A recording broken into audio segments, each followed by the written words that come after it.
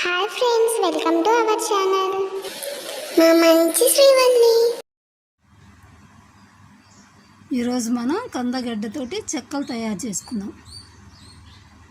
చాలా తక్కువ ఆయిల్తో డీప్ ఫ్రై చేసుకోవచ్చు.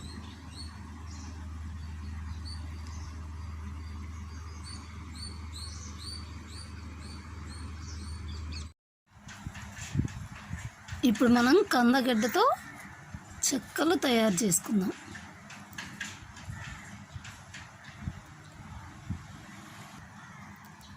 అర కేజీ రైస్ పిండి తీసుకుందాం. ఒక చిన్న ముక్క కందగడ్డ తీసుకుందాం. అలాగే పెసరపప్పు ఒక 50 గ్రాములు, 2 టీ స్పూన్లు జీలకర్ర, పచ్చిమిర్చి, వంట సోడా కొంచెం తీసుకుందాం, టేస్ట్కి సరిపోయినంత ఉప్పు, డీప్ ఫ్రైకి సరిపడా ఆయిల్, కొంచెం పసుపు, కరివేపాకు తీసుకుందాం. ఈ పెసరపప్పుని వాటర్లో నానబెట్టేసుకుందాం. కందగడ్డని ముక్కలుగా కట్ చేసి ఈ పచ్చిమిర్చి, అల్లము, కరివేపాకుని పేస్ట్ చేసుకుందాం. ఇప్పుడు ఈ ముక్కల్ని జారులో వేసుకొని పేస్ట్ చేసుకుందాం.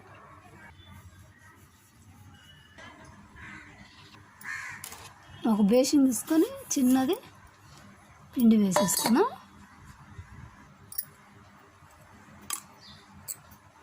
పసుపు వేసుకున్నాం. అలాగే సోడా, ఉప్పు, వంట సోడా, టేస్ట్కి సరిపోయినంత ఉప్పు, జీలకర్ర కూడా వేసుకుందాం. ముందుగా నానబెట్టుకున్న పెసరపప్పును కూడా వేసుకుందాం.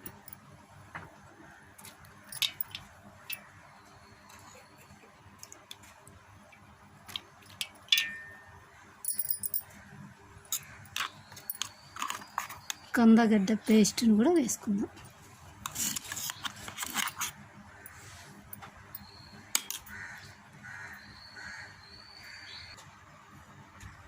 ఇప్పుడు పిండిని బాగా కలిపేసుకుందాం.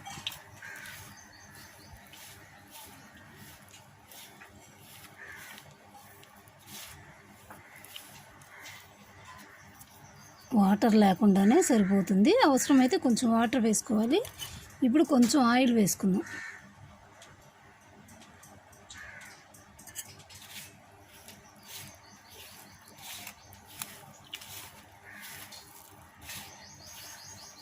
లైట్గా వాటర్ వేసుకొని పిండిని బాగా కలిపేసుకుందాం.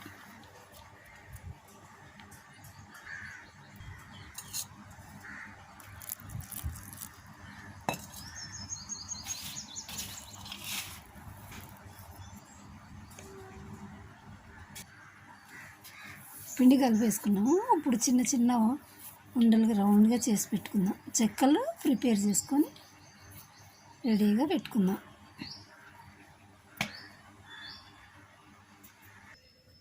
పల్సటి ఒక చిన్న మైండ్ కవర్ తీసుకొని కొంచెం ఆయిల్ అప్లై చేసుకుందాం. ఆయిల్ అప్లై చేసుకొని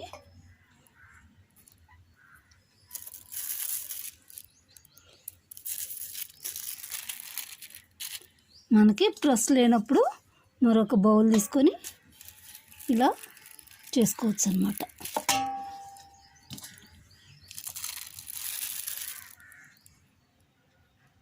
ఇలా ప్రిపేర్ చేసి పెట్టుకుందాం. స్టవ్ పై డీప్ ఫ్రైకి సరిపడా ఆయిల్ పెట్టుకుందాం. ఆయిల్ కాగుతుంది. ముందుగా రెడీ చేసి పెట్టుకున్న చెక్కలు వేసుకుందాం.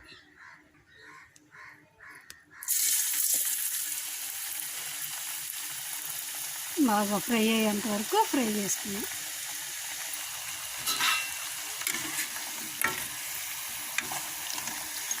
ఫ్రై అయిపోయింది. చెక్కలు పక్క ప్లేట్లో తీసుకున్నాం. కందగడ్డతోటి చెక్కలు చేసేసాము. టేస్ట్ చేసేద్దాం.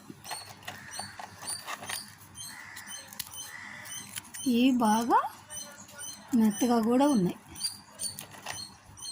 ముసలి వాళ్ళైనా తినగలిగేలా ఉన్నాయి. టేస్ట్కి టేస్ట్ ఉన్నాయి. కందగడ్డ కర్రీ తినని వాళ్ళు ఇలా చేసుకొని తినచ్చు.